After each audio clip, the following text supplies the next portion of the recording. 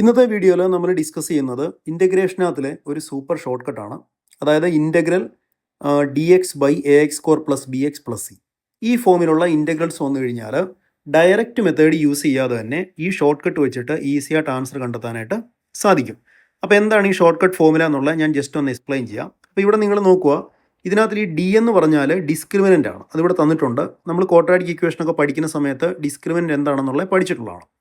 അപ്പോൾ ഈ ഡിസ്ക്രിമിനൻറ്റിന് ഇവിടെ രണ്ട് കേസുകൾ തന്നിട്ടുണ്ട്. എന്താണ്? ഡി ഗ്രേറ്റർ ദാൻ 0 വരുന്ന കേസും ഉണ്ട്, അതേപോലെ ഡി ലെസ് ദാൻ 0 വരുന്ന കേസും ഉണ്ട്. ഈ രണ്ട് കേസിലും നമ്മൾ രണ്ട് ഡിഫറൻറ്റ് ഫോർമുലയാണ് യൂസ് ചെയ്യേണ്ടത്. അത് രണ്ടും ഇവിടെ നമുക്ക് തന്നിട്ടുണ്ട്. ഇനി ഈ ഡി ഗ്രേറ്റർ ദാൻ വരുന്ന ഈ ഒരു കേസിൽ നിങ്ങൾ നോക്കുക, ഈ ഒരു ഫോർമുലയ്ക്കകത്തിൽ ആൽഫയും ബീറ്റയും കാണാൻ സാധിക്കും. എന്താണ് ഈ ആൽഫ ബീറ്റ എന്ന് പറഞ്ഞാൽ? അതിവിടെ തന്നിട്ടുണ്ട്. ആൽഫ ബീറ്റ എന്ന് പറയുന്നത് എന്താണ്? ഈ ക്വാഡ്രാറ്റിക് ഇക്വേഷൻ്റെ റൂട്ട്സ് ആണ്. നമുക്കറിയാം ഇതൊരു ക്വാഡ്രാറ്റിക് ഇക്വേഷനാണ്. അതിന് രണ്ട് റൂട്ട്സ് ഉണ്ടാവും. ആ റൂട്ട്സ് ആണ് ആൽഫയും ബീറ്റയും. അപ്പോൾ അവിടെ നമ്മൾ പ്രധാനമായിട്ട് ശ്രദ്ധിക്കേണ്ട ഒരു കാര്യമുണ്ട്. ഈ നോക്കുക, alpha should be greater than beta ആയിരിക്കണം. അതായത് ആൽഫ എന്ന് പറയുന്നത് ഹയസ്റ്റ് റൂട്ടായിരിക്കണം, ബീറ്റ എന്ന് പറയുന്നത് സ്മോളസ്റ്റ് റൂട്ടായിരിക്കണം. അത് പ്രത്യേകം ഒന്ന് ഓർത്തിരിക്കുക. ഇനി ഇപ്പോൾ ഡി ലെസ് ദാൻ 0 വരുന്ന കേസും കൂടെ ഒന്ന് നോക്കാം. ഈ ഡി ലെസ് ദാൻ 0 വരുന്ന കേസിൽ നിങ്ങളിവിടെ ശ്രദ്ധിക്കേണ്ട ഒരു കാര്യം എന്ന് വെച്ചാൽ ഈ ഒരു ഫോർമുലയ്ക്കകത്തിൽ ആൽഫയും ബീറ്റയും ഇല്ല. പകരം നമ്മളിവിടെ ചെയ്യേണ്ടത് എന്താണെന്ന് വെച്ചാൽ ഈ ഡിനോമിനേറ്ററിൻ്റെ ഡെറിവേറ്റീവ് ആയിരിക്കണം എടുക്കേണ്ടത്. ആ ഡിനോമിനേറ്ററിൻ്റെ ഡെറിവേറ്റീവാണ് ഡി കാണിച്ചിരിക്കുന്ന 2ax പ്ലസ് ബി എന്ന് പറയുന്നത്. പിന്നെ നമ്മൾ ഇതിനകത്തിൽ റൂട്ട് മൈനസ് ഡി ആയിരിക്കണം എടുക്കേണ്ടത്. ആദ്യത്തെ ഫോർമുലയ്ക്കകത്തിൽ റൂട്ട് ഡി ആയിരിക്കണം എടുക്കേണ്ടത്. അപ്പോൾ ഇത്രയുള്ള ഈ ഫോർമുല എന്ന് പറയുന്നത്, ഇത് മനസ്സിലാകാനായിട്ട് ഞാൻ കുറച്ച് ക്വസ്റ്റ്യൻസ് ചെയ്ത് കാണിക്കാം. അപ്പോൾ സാധാരണ NCERT ടെക്സ്റ്റ് ബുക്കിൽ നമ്മളിങ്ങനെയുള്ള ഇൻ്റഗ്രൽസ് ഒക്കെ പഠിക്കുന്നുണ്ട്. അവിടെ നമ്മൾ യൂസ് ചെയ്യുന്നത് ഡയറക്റ്റ് മെത്തേഡാണ്. ഈ ഒരു ക്വസ്റ്റ്യൻ നോക്കുക.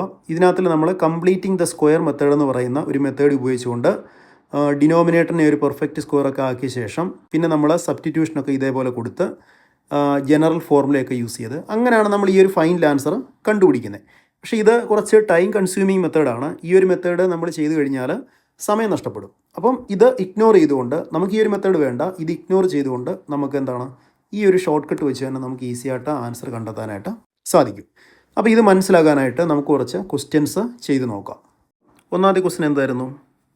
Integral d x by x square minus 10x plus 21. അപ്പോൾ ആദ്യം നമുക്കിവിടെ ഡി ആണ് കണ്ടുപിടിക്കേണ്ടത് അല്ലേ? ഡിയുടെ വാല്യൂ എന്താണ്? ബി സ്ക്വയർ മൈനസ് 4ac എടുക്കുമ്പോൾ നിങ്ങൾക്ക് 100 മൈനസ് 84 എന്ന് കിട്ടും. അപ്പോൾ നമുക്ക് 16 എന്ന് വരും. അപ്പോൾ ഇവിടെ ഡി എന്ന് പറഞ്ഞാൽ എന്താണ്? ഡി ഗ്രേറ്റർ ദാൻ 0 അല്ലേ കിട്ടുന്നത്? ഡി ഗ്രേറ്റർ ദാൻ 0 വരുമ്പോൾ നമ്മൾ യൂസ് ചെയ്യേണ്ടത് ഈ ഫസ്റ്റ് ഫോർമുലയാണ്.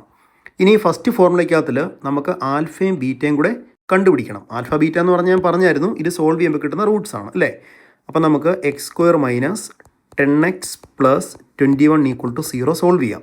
ഇത് സോൾവ് ചെയ്യുമ്പോൾ എങ്ങനെയാണ് വരുന്നത്? X minus 7 into x minus 3 equal to 0 എന്ന് വരത്തില്ലേ? അപ്പോൾ എക്സിൻ്റെ വാല്യൂസ് എന്ന് പറയുന്നത് 7ഉം 3യുമാണ്. അപ്പോൾ ഇവിടെ നമുക്ക് ആൽഫയും ബീറ്റയും കിട്ടിക്കഴിഞ്ഞു. ഇവിടെ ആൽഫ എന്ന് പറഞ്ഞാൽ നമ്മൾ ഹയസ്റ്റ് വാല്യൂ ആയിരിക്കണം എടുക്കേണ്ടത്, അത് 7 ആണ്. അതുപോലെ ബീറ്റ എന്ന് പറയുന്നത് സ്മോളസ്റ്റ് വാല്യൂ 3 വേണം എടുക്കാൻ. അപ്പോൾ ഇവിടെ ഓൾറെഡി നമ്മൾ ഡി കണ്ടുപിടിച്ച് വെച്ചിട്ടുണ്ട്. അപ്പോൾ അതിനകത്തിൽ നിന്ന് റൂട്ട് ഡിയും കൂടെ കണ്ടുപിടിക്കാം. റൂട്ട് ഡി അപ്പോൾ എത്ര വരുന്നത്? 4 എന്ന് കിട്ടത്തില്ലേ?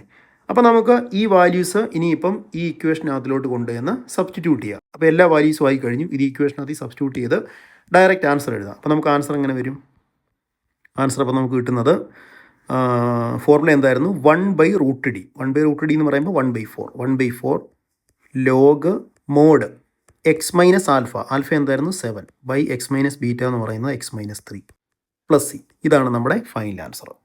അപ്പോൾ നോക്കുക, നമുക്ക് ഒരു സ്ട്രെയിനും ഇല്ല. ഈ ഫോർമുല വെച്ച് വളരെ ഈസി ആയിട്ട് നമുക്ക് ആൻസർ കണ്ടെത്താനായിട്ട് സാധിച്ചു. ഇതേ ക്വസ്റ്റ്യൻ തന്നെ നോക്കുക, ഇതേ ക്വസ്റ്റ്യൻ തന്നെ ഈ ചെയ്തിട്ടിരിക്കുന്നത് നോക്കിക്കേ. കണ്ടോ? കംപ്ലീറ്റിംഗ് ദ സ്ക്വയർ മെത്തേഡൊക്കെ യൂസ് ചെയ്ത് ഇത്രയും സ്റ്റെപ്സൊക്കെ എഴുതി കുറേ സമയം എടുത്ത് ചെയ്തിട്ടാണ് ഈ ആൻസർ അവർക്ക് കിട്ടിയത്. ഇതേ ആൻസർ തന്നെയാണല്ലോ നമുക്ക് ഇവിടെയും കിട്ടിയത്. 1/4 log mod x minus 7 by x minus 3 plus c. Same answer തന്നെയാണ് നമുക്കും കിട്ടിയത്.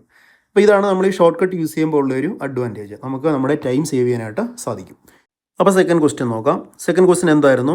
Integral d x by x square plus 4x plus 13. ഇവിടെ നമുക്ക് ഡി കണ്ടുപിടിക്കാം. ഡിയുടെ വാല്യൂ വരുമ്പോൾ ഇവിടെ 16 മൈനസ് 52 എന്ന് വരത്തില്ലേ? അപ്പോൾ നമുക്ക് കിട്ടുന്നത് മൈനസ് 36 ആണ്. അപ്പോൾ ഇവിടെ നോക്കുക, ഡി എന്ന് പറഞ്ഞാൽ ഇവിടെ എന്താണ്? ഇവിടെ ഡി ലെസ് ദാൻ 0 അല്ലേ കിട്ടിയത്? ഡി ലെസ് ദാൻ 0 വരുമ്പോൾ നമ്മൾ യൂസ് ചെയ്യേണ്ടത് സെക്കൻഡ് ഫോർമുലയാണ്. ഈ സെക്കൻഡ് ഫോർമുലയ്ക്കകത്തിലാണ് നമ്മൾ ഡിനോമിനേറ്ററിൻ്റെ ഡെറിവേറ്റീവ് ഒക്കെ എടുത്ത് ചെയ്യേണ്ടത്. അപ്പം ഇവിടെ നമുക്ക് ഡിയുടെ വാല്യൂ -36 കിട്ടി. അങ്ങനെയാണെങ്കിൽ മൈനസ് ഡിയുടെ വാല്യൂ എന്ത് വരും? അത് 36 ആയിരിക്കുമല്ലോ. അപ്പോൾ നമുക്ക് റൂട്ട് മൈനസ് ഡിയും കൂടെ എടുത്തു വെച്ചേക്കാം. അത് നമുക്ക് 6 കിട്ടിയിട്ടുണ്ട്. ഇനിയിപ്പോൾ നമുക്ക് ഡയറക്റ്റ് ആൻസർ അങ്ങ് എഴുതാം. ഡയറക്റ്റ് ആൻസർ എന്താണ്? ഈ ഫോർമുല ഇവിടെ ഉണ്ട്. നമ്മുടെ ഫോർമുല എന്തായിരുന്നു? 2/√-d അല്ലേ? അപ്പോൾ 2/√-d. √-d ഓൾറെഡി ഇവിടെ നമ്മൾ കണ്ടുവച്ചിട്ടുണ്ട്, 6 ആണ്. 2/6. ഇവിടെ വരുമ്പോൾ ടാൻ ഇൻവേഴ്സ് ആണ്. Tan inverse. ഇനിയാണ് നമ്മളിവിടെ ശ്രദ്ധിക്കേണ്ടത്, ഡിനോമിനേറ്ററിൻ്റെ ഡെറിവേറ്റീവ് എടുക്കുക. ഇവിടെ നമുക്ക് ഡിനോമിനേറ്റർ എന്താ തന്നിരിക്കുന്നത്? s² + 4x + 13. അതിൻ്റെ ഡെറിവേറ്റീവ് എടുക്കുമ്പോൾ 2x + 4 എന്ന് വരും, ഡിവൈഡഡ് ബൈ √-d 6 ആണ്. പ്ലസ് ഫൈനൽ ആൻസർ കട്ട് ചെയ്ത് 1/3 ടാൻ ഇൻവേഴ്സ്. ഇവിടെ നമുക്ക് 2 കട്ട് ചെയ്ത് കളയാം. 2 കട്ട് ചെയ്താൽ നമുക്ക് x + 2 ഡിവൈഡഡ് ബൈ 3 എന്ന് വരത്തില്ലേ, പ്ലസ് c. അപ്പോൾ ഇതാണ് നമ്മുടെ ഫൈനൽ ആൻസർ എന്ന് പറയുന്നത്. വളരെ ഈസി ആണല്ലോ. അപ്പോൾ നമുക്ക് മൂന്നാമത്തെ ക്വസ്റ്റ്യൻ നോക്കാം. മൂന്നാമത്തെ ക്വസ്റ്റ്യൻ എന്തായിരുന്നു? Integral dx by 3x² - 7x + 2. ഇവിടെ നമുക്ക് d കണ്ടുപിടിക്കാം. ഡിയുടെ value b² - 4ac 49 minus 4ac ആണല്ലോ, 12 × 24. അപ്പോൾ നമുക്ക് 25 എന്ന് കിട്ടും. അപ്പോൾ ഇവിടെ ഡിയുടെ വാല്യൂ 25 ആണ്. √-d കൂടെ എടുത്ത് വെച്ചേക്കുക. √-dയുടെ വാല്യൂ 5 എന്ന് കിട്ടും. അപ്പോൾ ഇവിടെ d > 0 വന്നതുകൊണ്ട് നമുക്ക് ഫസ്റ്റ് ഇക്വേഷനാണ് യൂസ് ചെയ്യേണ്ടത്. ഫസ്റ്റ് ഫോർമുലയാണ് യൂസ് ചെയ്യേണ്ടത് അല്ലേ? ഫസ്റ്റ് ഫോർമുലയ്ക്ക് അതിൽ ആൽഫയും ബീറ്റയും ഉണ്ടല്ലോ. അപ്പോൾ ഈ ആൽഫയും ബീറ്റയും നമുക്കിനി ഇവിടെ കണ്ടുപിടിക്കാം. അത് സോൾവ് ചെയ്യണം. 3x² - 7x + 2 = 0. ഇക്വേഷൻ സോൾവ് ചെയ്യുന്ന സമയത്ത് ഇവിടെ നമുക്ക് ക്വാഡ്രാറ്റിക് ഫോർമുല യൂസ് ചെയ്യുന്നത് കുറച്ച് എളുപ്പമായിരിക്കും. x - b എന്ന് പറയുമ്പോൾ 7 ± √b² - 4ac എന്ന് പറയുന്നത് ശരിക്കും നമ്മുടെ ഈ 5 ആണ്. ക്വാഡ്രാറ്റിക് ഇക്വേഷൻ സോൾവ് ചെയ്യാൻ നിങ്ങൾക്ക് അറിയാമല്ലോ. അതപ്പോൾ പ്രത്യേകിച്ച് എക്സ്പ്ലെയിൻ ചെയ്യേണ്ട കാര്യമില്ല, സ്കൂൾ മുതലേ പഠിക്കുന്നതാണ്. അപ്പം 7 ± 5 ഡിവൈഡഡ് ബൈ 2a എന്ന് പറയുമ്പോൾ 6 ആണ്. അപ്പോൾ നമുക്കിവിടെ 2 വാല്യൂസ് കിട്ടുന്നുണ്ട്. ഏതൊക്കെയാണ് നമുക്ക് കിട്ടിയ 2 വാല്യൂസ് എന്ന് പറഞ്ഞാൽ, ഇവിടെ നമുക്ക് 12/6 2 എന്നൊരു വാല്യൂ കിട്ടും. അതുപോലെ തന്നെ 2/6 1/3 എന്നൊരു വാല്യൂ കിട്ടും. അപ്പോൾ നമുക്ക് 2 വാല്യൂസ് കിട്ടി. അപ്പോൾ ഇവിടെ ആൽഫ എന്ന് പറയുന്നത് ഹയസ്റ്റ് വാല്യൂ 2 ആയിട്ട് എടുക്കുക. അതുപോലെ ബീറ്റ എന്ന് പറയുന്നത് 1/3 ആയിട്ട് വേണം എടുക്കാൻ. ഇനിയിപ്പോൾ നമുക്ക് ഫൈനൽ ആൻസർ എന്താണെന്നുള്ളത് നോക്കാം.